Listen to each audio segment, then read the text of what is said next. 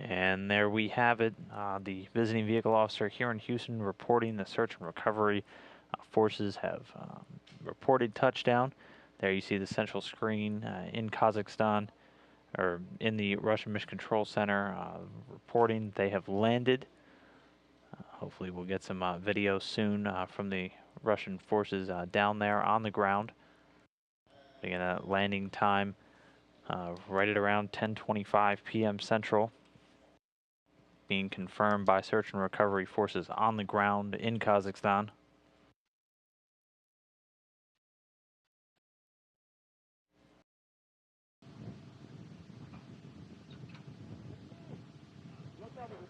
At this point, the search and recovery forces were still preparing to extract the crew.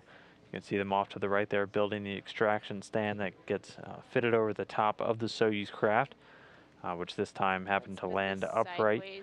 Not uncommon for the craft to also land on its side, but in this case it did land upright. There the stand constructed.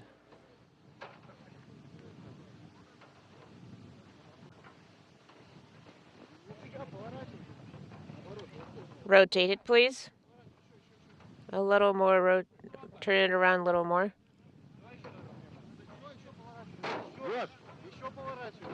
A bit more. Turn around a bit more. The hatch is opening. Where do we put it to? Attention. Hold him.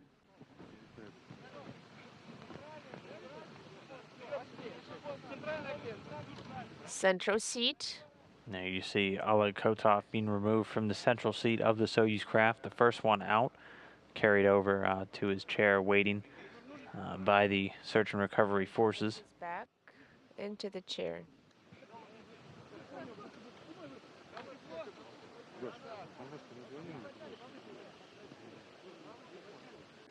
And Kotov was in the center seat of the descent module, the commander of the Soyuz craft during its descent for all of stages from undocking all the way through landing.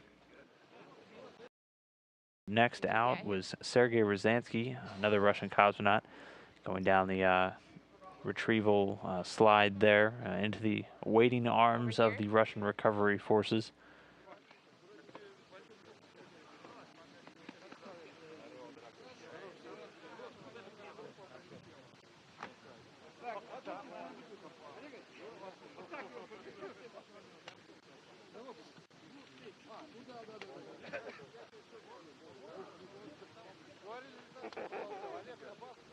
Ryazanskiy was the board engineer on the Soyuz craft, and he was seated in the left seat to Kotov's left inside of the Soyuz, and he was responsible for backing up Kotov throughout all of the operations for tonight's landing. 118/77. Ryazanskiy wrapping up his first space flight. Was a rookie back in September, but a rookie no more, having 166 days spent in space now.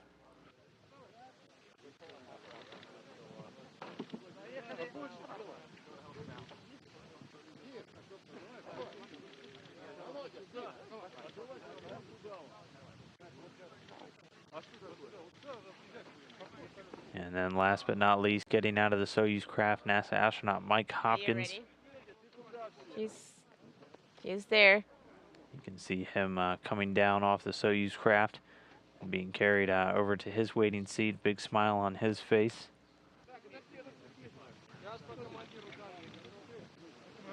Mike Hopkins also completing his first space flight.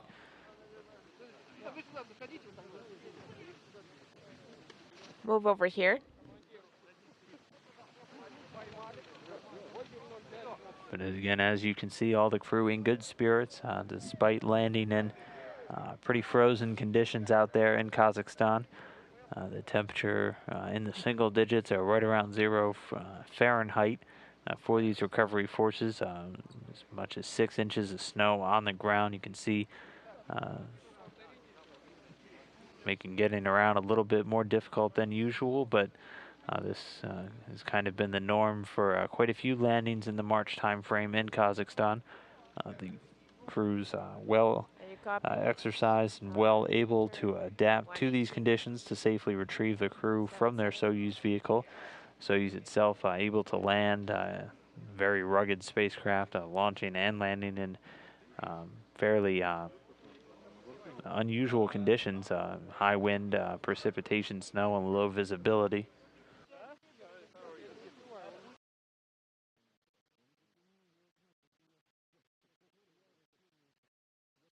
Right now, continuing to bring you live video from the landing site of the Soyuz TMA-10M vehicle.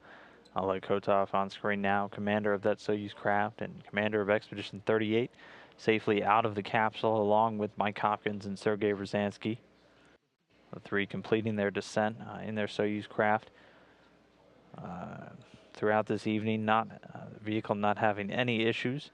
The search and recovery forces overcoming some weather issues to get there and get the crew out safely.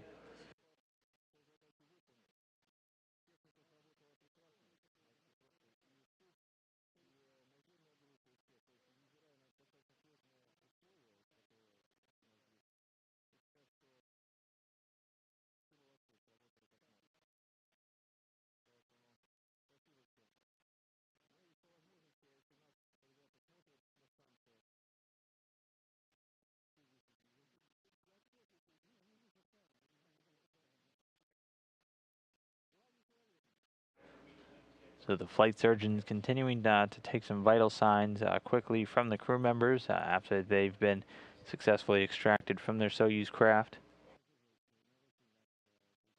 The crew should only be remaining here at the landing site for a brief amount of time before they're loaded back up to head to the forward staging point of Karaganda, where the rest of the search and recovery forces and NASA personnel, along with Roscosmos personnel, will be waiting for them.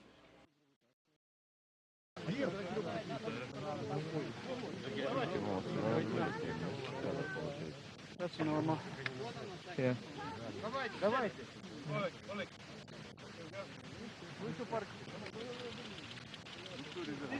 Michael. Вперед! Вперед! Michael, Sergey. Before moving on to their respective home bases, Kotov and Ryazanskiy heading back to the Gagarin Cosmonaut Training Center in Star City, Russia. Mike Hopkins bound for the Johnson Space Center here in Houston, Texas.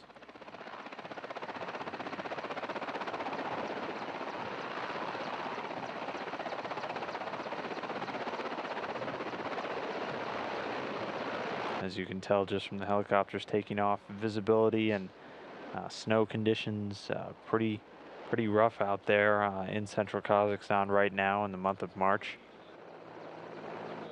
The recovery forces combating temperatures in the single digits Fahrenheit, which earlier this morning Central Time, or late yesterday evening Kazakh time, caused many of the recovery forces to turn back from their forward staging point when ice was starting to form on the helicopters.